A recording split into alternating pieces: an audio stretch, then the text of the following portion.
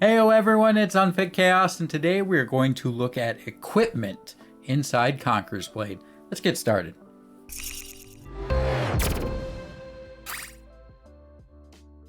Today we're going to talk about equipment. We're going to talk about how to get it, we're going to talk about stats for equipment, we're going to talk about how to maintain the equipment.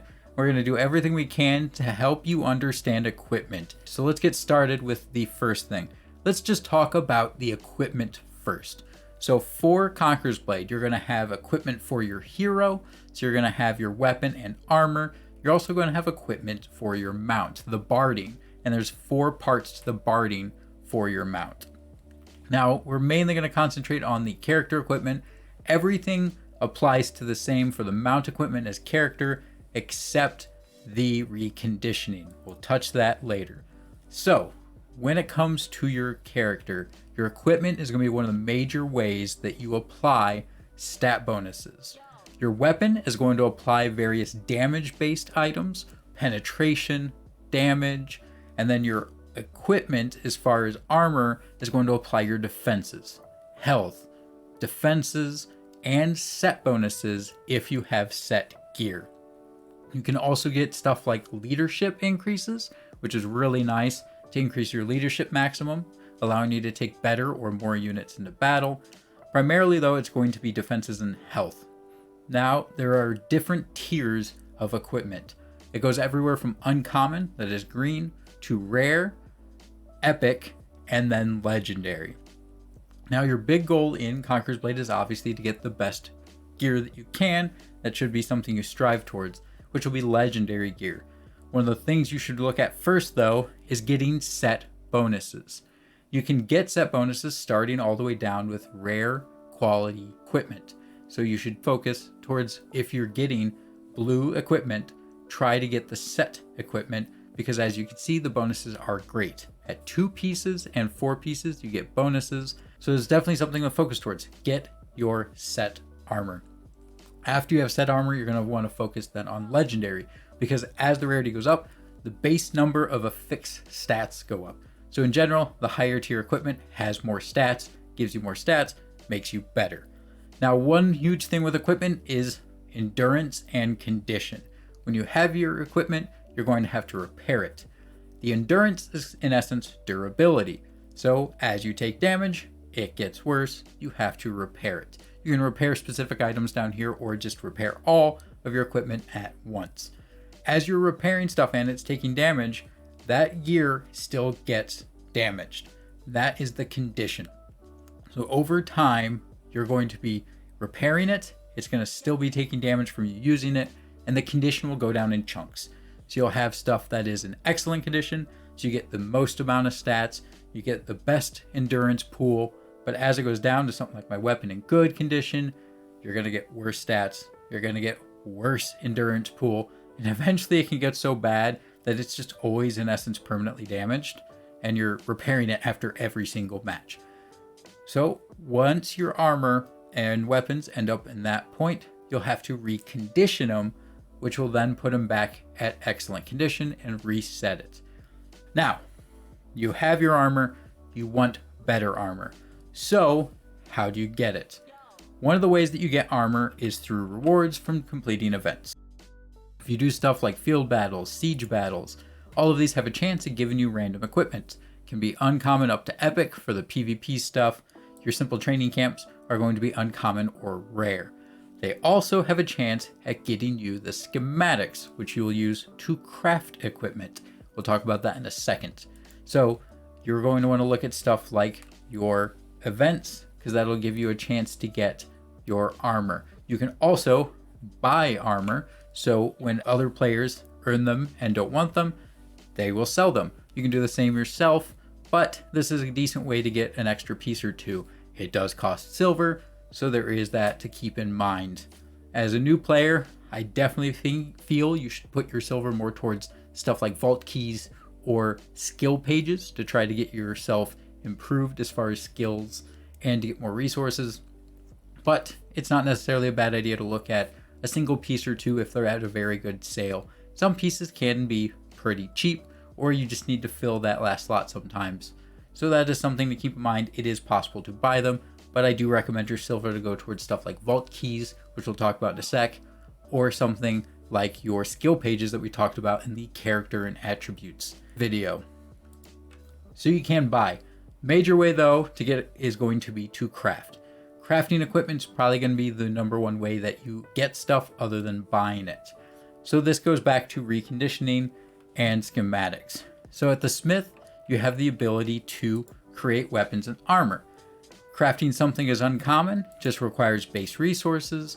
As you hit something that's rare, you start needing schematics. Crafting, like I said, is going to be your major one ability. Major reason being, the crafted equipment is also the set equipment. So rather than playing the RNG pool or having to spend a bunch of silver, you can in essence craft into your base set of equipment and get the set bonus. A few things to keep in mind. You do need the resources, and on top of that, this stuff looks really shiny down here. The epic quality stuff, I do not recommend at all crafting it. If you have something, you can try, see if you get a good item, but those schematics are really hard to get, and we'll get into why just crafting rare can in essence be the way to go anyway. This is going to have to do with reconditioning and crafting too, because as you see, you can get epic or legendary quality out of making the rare item. It is a possible RNG receive. So reconditioning goes hand in hand with crafting. Reconditioning is just the ability to take a piece of armor and re-roll the craft on it. So it resets it back to excellent quality. As I mentioned earlier, this is what happens when your piece of equipment gets way too bad on quality. You recondition it, in essence recrafting it back to excellent, but it recrafts it. That means there's a chance at different stats, and there's a chance at different qualities. This is the number one way that you will get legendary gear, is you will take your rare quality schematic or rare quality item that you craft, and then you can recondition it into a better version. With that being said, it's the same RNG as crafting. That means that if you like your piece of gear, you can just go ahead and try recrafting rather than reconditioning. Future unfit here, I realized while recording this video, I forgot to mention that when you recondition, you do have the choice to take your original version and you're not forced onto the new one. I'm not a very bright person, so back to the video. But I would highly recommend that you just let that gear get all the way down to a really bad quality when it's starting to become a problem, and then just use your resources to recondition it instead. It's something you'd have to do anyway to keep using the gear, and then there's the chance at improving it.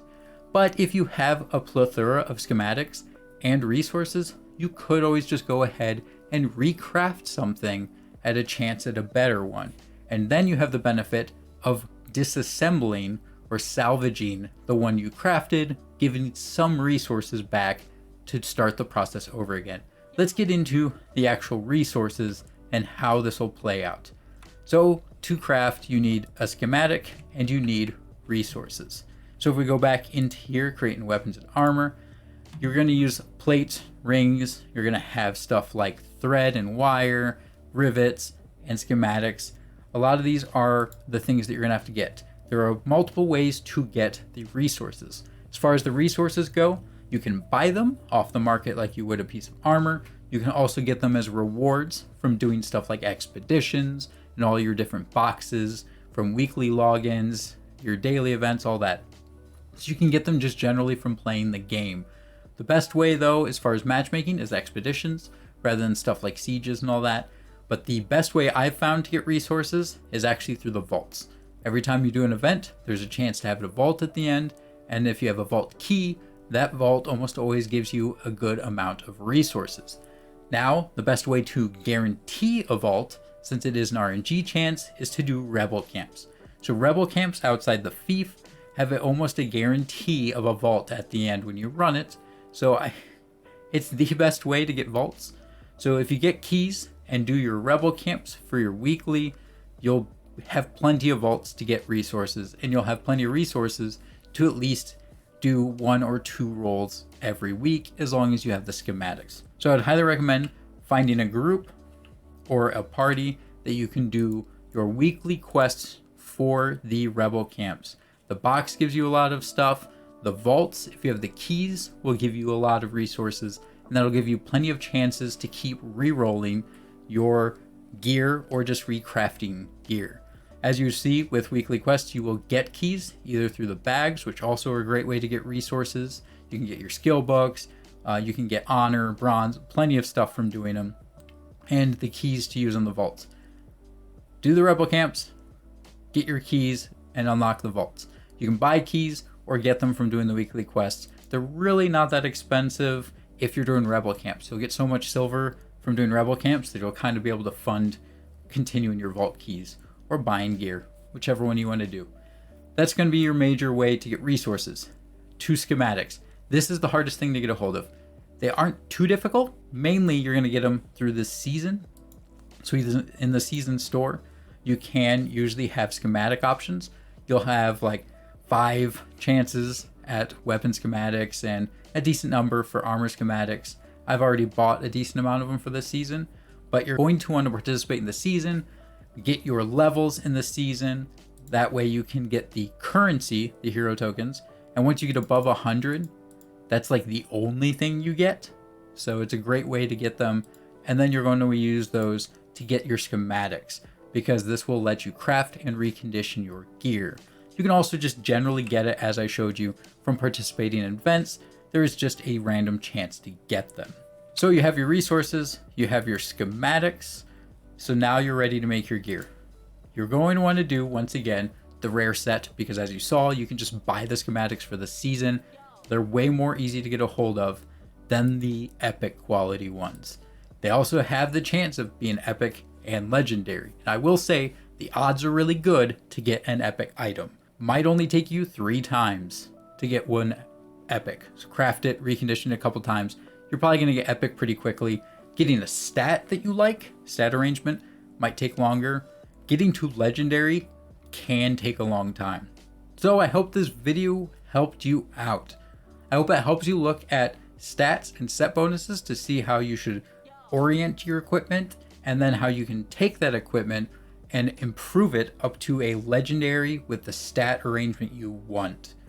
Definitely keep an eye out for doing those rebel camps, getting those keys, getting those resources, and then pushing yourself forward to having a full legendary set of equipment.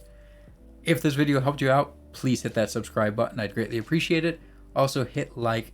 If you're an experienced player and you want to help out other new players with equipment, please comment down below and help them out as well. I probably didn't cover everything. There's a lot to cover. As I mentioned, this is very in-depth system inside Conqueror's Blade. There's a lot to look at. If you want to keep the conversation going, go ahead, join the Discord, or you can catch a Twitch stream and ask me directly, or the people in chat at 12:30 a.m. Eastern, Sunday, Monday, Wednesday, and Friday. Till next time, I hope to see you on the battlefield. I got God of War! Oh, this match is going so well.